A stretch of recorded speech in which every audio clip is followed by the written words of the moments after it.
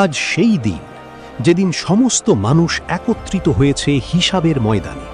কারো মুখে আনন্দ, কারো চোখে ভয়। সূর্য মাথার ওপরে, ঘামে ভিজে গেছে মানুষ। সবাই নিজের আমল নিয়ে চিন্তিত।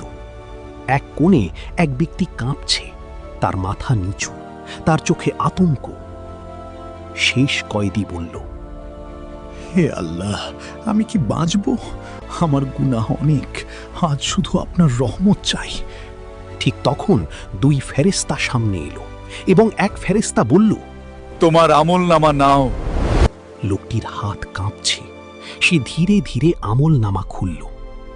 হঠাৎ তার চোখ বড় হয়ে গেল।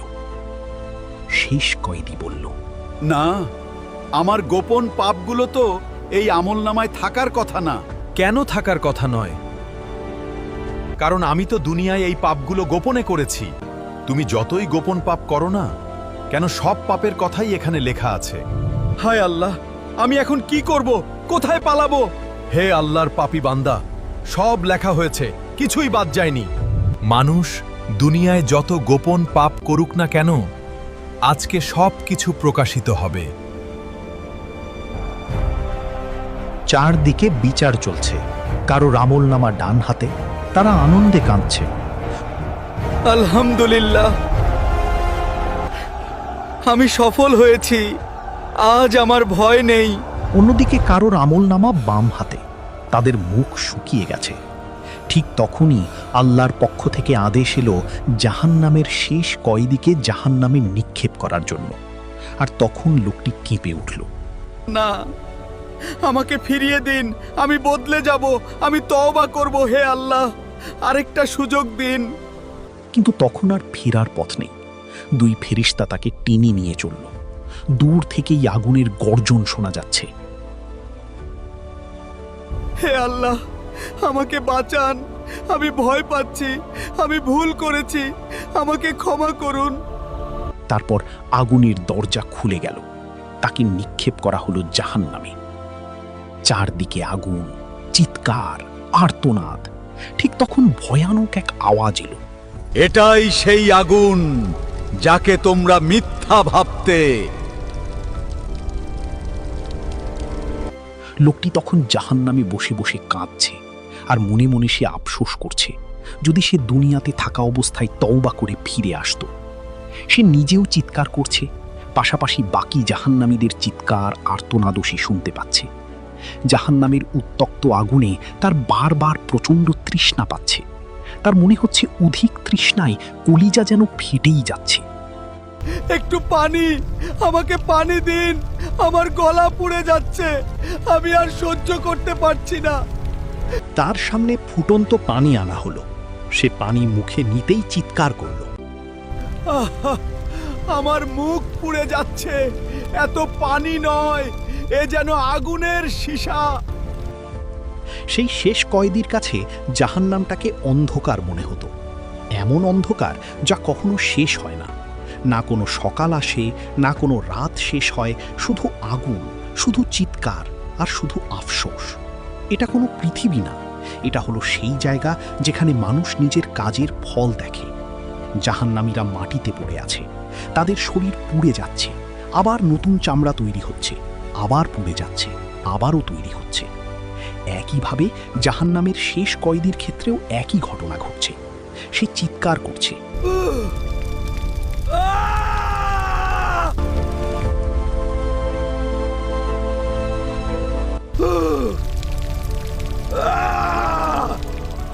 আমার শরীর ছিঁড়ে যাচ্ছে, আর পারছি না। শেষ কয়েদির এমন আর্তনাদ দেখে পাশে আরেক বন্দী তার দিকে তাকায় এবং অনুতপ্ত হয়ে জিজ্ঞেস করে, তুমি দুনিয়ায় কি করতে? আমি নামাজ ছাড়তাম, আরো পাপ করতাম। তুমি কোনোদিন কি তওবা করনি? করব করব করে করাই হয়নি, ভেবেছিলাম মৃত্যুর আগে তওবা করব। তার এসব কথা শুনে পাশের বন্দী হেসে ফেলে। কিন্তু সেই হাসি আনন্দের না, এটা তিক্ত হাসি। এখানে সবাই হয়তো তাই ভাবতো, কিন্তু আমরা সবাই ভুল করেছি।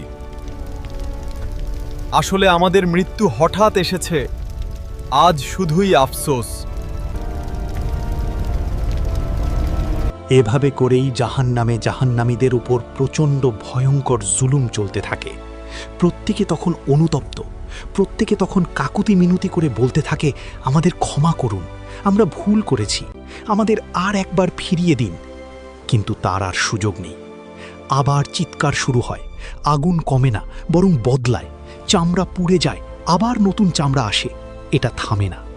লোকটি চিৎকার করে, হে আল্লাহ, আমি আর পারছি না। সময় এখানে আর সময় না, একটা মুহূর্তও যেন এক যুগের সমান। এভাবেই 1000 বছর কেটে গেছে, অথচ 1 সেকেন্ডও যেন কমেনি। লোকটি ভেঙে পড়ে। আমি ক্লান্ত, আমি শেষ, আর পারছি না আমি। এরপর কষ্টের সীমা কিছুটা কমে আসার সময় হলো। আল্লাহর রহমতে তখন নাজিল হওয়া শুরু হলো। অদৃশ্য এক ঘোষণা থেকে শোনা গেল, যার অন্তরে সরিষা পরিমাণ ঈমান আছে তাকে বের করে আনো। এই কথায় লোকটি কেঁপে ওঠে। তার শরীর তখনও আগুনে, কিন্তু মনে এক আলো জ্বলে ওঠে। আমি কি ঠিক শুনলাম? আমাকেও বের করা হবে। তার মানে দুনিয়ায় যারা শিরক করেনি তাদেরকে জাহান্নাম থেকে আজ বের করা হবে। ঠিক বলেছ। যাদের হৃদয়ে সরিষা পরিমাণ ঈমান আছে তাদের আজ বের করা হবে। তাহলে আমরা কি ক্ষমা পেতে চলেছি? এরপর 2 ফেরেশতা আসে আগুনের ভেতর দিয়ে, কিন্তু আগুন তাদের স্পর্শ করে না। তারা শান্ত এবং খুবই নীরব। জাহান্নামে প্রবেশের পর ফেরেশতা সেই শেষ কয়েদির দিকে তাকায়। যার অন্তরে ঈমান আছে তাকে বের করতে হবে। আল্লাহ তোমায় ক্ষমা করেছেন, তোমাকে জাহান্নাম থেকে বের করা হবে। এ কথা শুনে লোকটি কাঁদে। আমি আসলেই কি মুক্তি পাচ্ছি? আল্লাহ আসলেই কি আমাকে ক্ষমা করেছেন? এরপর তাকে টেনে জাহান্নাম থেকে বাইরে বের করে দেওয়া হয়।